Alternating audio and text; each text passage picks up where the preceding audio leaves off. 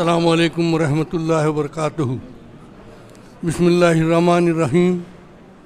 الحمد للہ رب العالمین والعاقبۃ للمتقین والصلاۃ والسلام علی اشرف الانبیاء والمرسلین، اما بعد۔ معزز علماء کرام، ذمہ داران صوبائی جمعیت اہل حدیث جناب محمد محسن بھائی وہ دیگر ذمہ داران و اراکین جمعیت اہل حدیث دھارنی اور حاضرین کرام، غالباً یہ پہلا موقع ہے جب یہاں دھارنی میں مسجد اہل حدیث کی تعمیر جدید کی مناسبت سے اس پیمانے کا اجلاس منعقد ہو رہا ہے۔ میں اہلیان دھارنی کو مبارکباد دیتا ہوں کہ بغیر کسی شور شرابے کے ایک عظیم کام اپنے بلبوتے پر پایہ تکمیل تک پہنچایا۔ اللہ تعالیٰ ان کی کاوشوں کو قبول فرمائے اور اس علاقے میں شرک و بدعت کا خاتمہ کر کے توحید و سنت کا بول بالا عطا فرمائے، آمین۔ سورہ مائدہ میں آیت نمبر 3 میں اللہ تعالیٰ فرماتے ہیں، آج میں نے دین کو تمہارے لیے کامل کر دیا اور تم پر اپنی نعمت پوری کر دی اور تمہارے لیے دین اسلام پر راضی ہو گیا۔ یعنی اسلام نام ہے اس دین کا جسے اللہ تعالیٰ نے انسانوں کے لیے پسند کر لیا، اور نعمت مشتمل ہے قرآن و حدیث پر۔ قرآن جو کہ حضرت محمد صلی اللہ علیہ وسلم پر وحی کے ذریعے نازل ہوا، اور حدیث جو کہ حضور اکرم صلی اللہ علیہ وسلم کے اعمال و اقوال پر محیط ہے، اور اہل حدیث کا یہی مذہب ہے اور یہی دین ہے، نہ اس سے کچھ زیادہ اور نہ کچھ کم۔ یعنی اسلام خالص وہی ہے جو کہ حضور اکرم صلی اللہ علیہ وسلم کے زمانے میں تھا، اور جس پر صحابہ اکرام و تابعین و تبع تابعین رحمہم اللہ عمل کرتے تھے، اور یہی اہل حدیث کا مذہب ہے، اور ہم اسی منہج سلف پر گامزن ہیں۔ یہ تحریک شرک و بدعات سے آزادی اور کتاب و سنت کی آبیاری اور اس پر عمل کرنے کی تحریک ہے۔ حاضرین مجلس، آئیے ہم اپنا محاسبہ کریں کہ مسلم سماج شریعت پر کتنی پابندی سے عمل کرتا ہے، اور یہ بھی کہ ہم شریعت مخالف اعمال میں کتنے ملوث ہیں۔ پاکیزگی اور طہارت کو آدھا ایمان کی گردان کرنے والوں کے گھروں اور محلوں کا ماحول کیسا ہے؟ کیا ہمیں اس کی تفصیل میں جانے کی ضرورت ہے؟ ہمارا ضمیر بھی یہ کہتے کہتے اور سنتے سنتے مر گیا ہے کہ مسلم محلوں اور علاقوں کی کیا پہچان ہے۔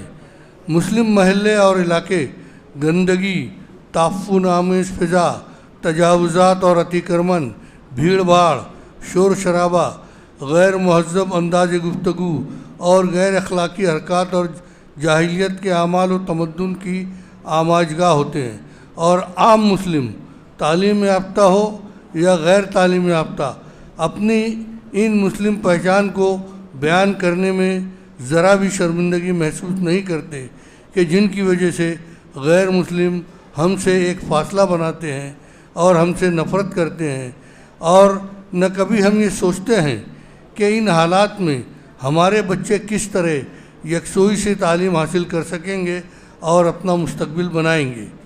مسلم عوام میں پان، بیڑی، تمباکو، گٹکا اور دیگر منشیات خصوصاً شراب وغیرہ کا بے محابہ استعمال اس سماج کو تہذیب سے گرا ہوا ثابت کرنے کے لیے کافی ہے۔ حاضرین کرام، موبائل اور پرتعیش اشیاء کا استعمال اور اس کی نمائش، وقت کی بربادی، اسراف زر مسلم سماج کو تنزلی کے عمیق غار میں ڈھکیلتے جا رہا ہے۔ کبھی کبھی ہم اخبارات میں بھی ایسی شادیوں کی خبریں پڑھتے ہیں کہ جن میں کوئی مسلم فیملی کروڑوں روپے خرچ کر دیتی ہے، اور ہمیں شرمندگی ہوتی ہے کہ کیا وہ کثیر مال و زر امت کی تعلیم و ترقی کے لیے نہیں استعمال ہو سکتا تھا؟ میں نے اخبار میں یہ خبر بھی پڑھی کہ ایک غیر مسلم مارواڑی لڑکی نے شادی سادگی سے کی اور 100 گھر بنا کر غریبوں میں تقسیم کر دیا۔ مسلمانوں کے کرنے کے کام غیر مسلم انجام دے رہے ہیں، اور کتنی باتیں لکھی اور دہرائی جائیں، اس کے لیے ایک دفتر درکار ہے۔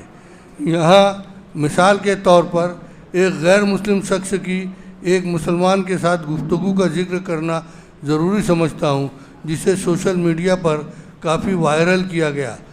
گزشتہ دنوں وہ لکھتے ہیں، گزشتہ دنوں ایک ہندو دوست سے ملاقات ہوئی، باتوں میں حرام اور حلال کی بحث چھڑ گئی۔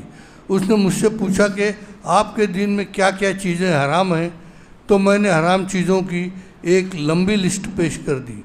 میں نے ان حرام چیزوں میں کتا بھی شامل رکھا تھا، تو اس دوست نے پوری لسٹ دیکھنے کے بعد مجھ سے مخاطب ہو کر کہا، ان حرام چیزوں میں آپ لوگ صرف کتا حرام سمجھتے ہیں اور اس کا گوشت نہیں کھاتے، باقی تمام حرام چیزیں آپ مسلمان حلال سمجھتے ہیں اور بڑے مزے سے اس سے مزے لیتے ہیں۔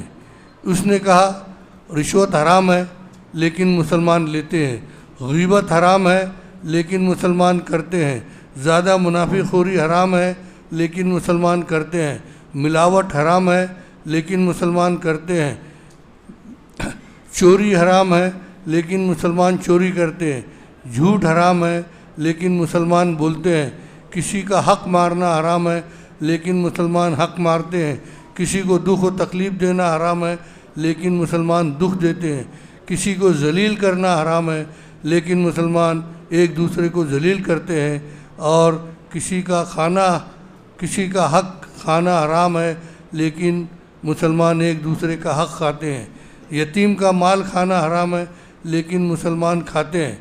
آخر میں اس نے کہا، آپ مجھے بتائیے کہ وہ کون سے غلط اور حرام کام رہ گئے ہیں جو مسلمان نہیں کرتے ہیں۔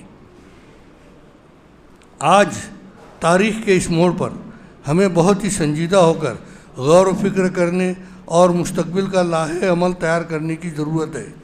ہندوستان میں سماجی ماحول برق رفتاری سے مسلم مخالف ہوتے جا رہا ہے، اور ذکر کردہ غیر مہذب رہن سہن غیر مسلم افراد کو ہم سے نفرت کرنے کی وجہ بن جاتا ہے۔ اب اقتدار میں آنے کے لیے اور 1000 سالہ مسلم دور حکومت کو غلامی بتا کر بدلہ لینے کی باتیں بھی ہوتی رہتی ہیں۔ ضرورت اس بات کی ہے کہ ہم ان برائیوں سے پاک و صاف مسلم معاشرے کی تشکیل دیں۔ ایک مہذب اور پرامن معاشرے سے ہی شاید غیر مسلم افراد کی ہم سے نفرت میں کمی ہو، لیکن ایک صالح معاشرے کی تشکیل میں ایک بہت بڑی رکاوٹ وہ خطرناک ذہنیت ہے کہ جس میں ہر فرد صرف اپنے لیے، اپنے خاندان کے لیے ہی سوچتا ہے، اسے اپنا مفاد عزیز ہے، اسے فکر صرف اس بات کی ہے کہ اس کی اولاد پڑھ لے، اس کی نوکری لگ جائے، ان کے حالات سدھر جائیں۔ یہ تو ٹھیک ہے، لیکن وہ اپنی ملت اور قوم کے بارے میں کم سوچتا ہے، ملی مفادات پر اپنے شخصی مفادات کو ترجیح دیتا ہے، اجتماعی اور ملی فائدے کو نظر انداز کر کے صرف اپنے مفاد کے لیے کام کرتا ہے۔ افسوس یہ ہے کہ عام افراد کا ذہن اجتماعی اور ملی نہیں رہ گیا ہے، بلکہ عام افراد ملت کا ذہن انفرادی اور شخصی ہو کر رہ گیا ہے، اور اس میں دو رائے نہیں کہ یہ دور اور زمانہ خود غرضی اور مفاد پرستی کا ہے۔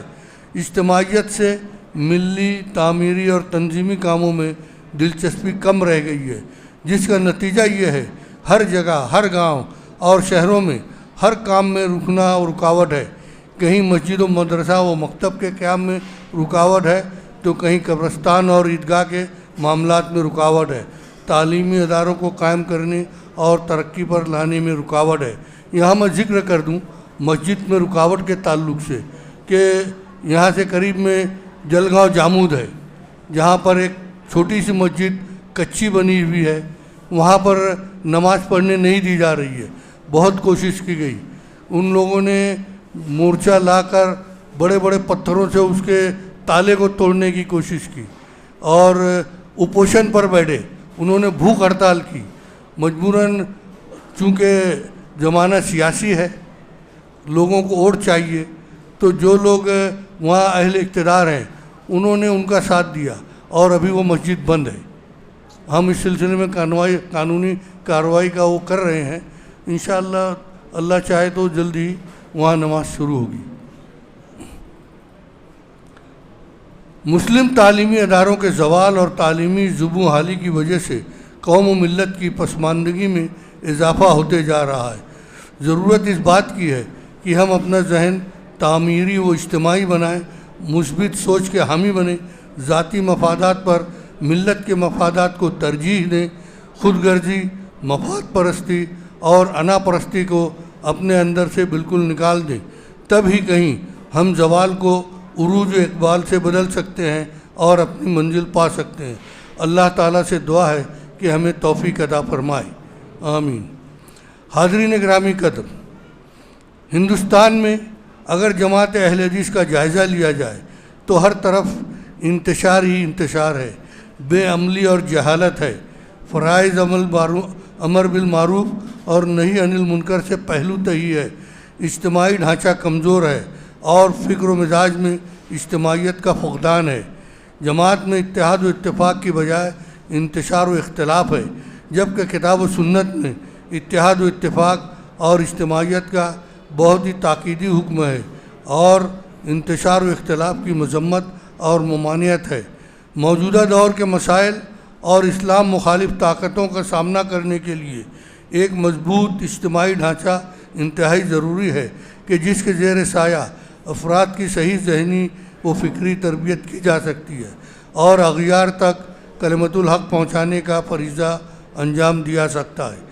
اور یہ بھی ضروری ہے کہ مسلمانوں میں مسلکی اختلافات کم ہوں، آپس میں اناد و دشمنی نہ ہو، ہم کتاب و سنت کو لوگوں تک پہنچائیں اور ایک دوسرے پر لعنت بھیج کر ان کی تکفیر نہ کریں. حاضرین مجلس، امام شافعی رحمہ اللہ کا ارشاد گرامی ہے، اہل حدیث کی ہر دور میں وہی حیثیت ہے جو صحابہ کی حضور کے دور میں تھی. ہائے افسوس، اہل حدیثوں کے لیے مقام عبرت ہے کہ آج ان کی شخصیت، ان کے کردار اور ان کے عمل کا ایسا کون سا جز ہے جو کہ صحابہ کرام رضی اللہ عنہم سے نسبت رکھتا ہے. اہل حدیثوں، یہ آپ کے لیے لمحہ فکریہ ہے. باتیں طویل ہوتی جا رہی ہیں. آخر میں یہ عرض کر دینا ضروری سمجھتا ہوں کہ ہمیں ملک کے آئین اور قانون کی پاسداری کرتے ہوئے ملک اور قوم کی ترقی میں اپنا حصہ ادا کرنا ہے. ہمیں ہندوستان میں دیگر مذاہب اور غیر مسلم افراد کے تحفظات کا خیال رکھنا ضروری ہے.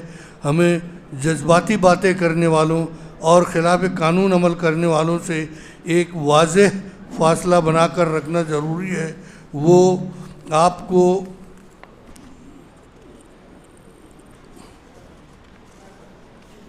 ڈرپوک اور بزدلی کا طعنہ دے سکتے ہیں، آپ کو قرآن و حدیث کی منمانی تشریح کر کے بھڑکانے کی کوشش کر سکتے ہیں، لیکن ہمارے لیے ضروری ہے کہ ہم اپنے خاندان، جماعت اور سماج کی بھلائی کے لیے ملک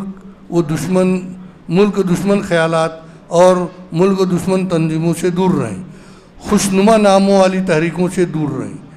سیدنا عمر بن خطاب رضی اللہ عنہ فرماتے ہیں کہ ہم سب سے ذلیل قوم تھے، اسلام کے ذریعے اللہ نے ہمیں عزت بخشی. اب اگر ہم نے اسلام کے علاوہ دوسرے ذرائع سے عزت حاصل کرنے کی کوشش کی تو اللہ تعالی ہمیں رسوائی سے ہمکنار کر دے گا. امام مالک رحمہ اللہ فرماتے ہیں کہ اس امت کے افراد کی اصلاح صرف اور صرف اسی اسلام کے ذریعے ہو سکتی ہے جس سے امت کے اوائل افراد کی اصلاح ہوئی تھی. اگر آپ چاہتے ہیں کہ آپ کے حالات درست ہو جائیں تو آپ اسلام خالص کی طرف لوٹ جائیں.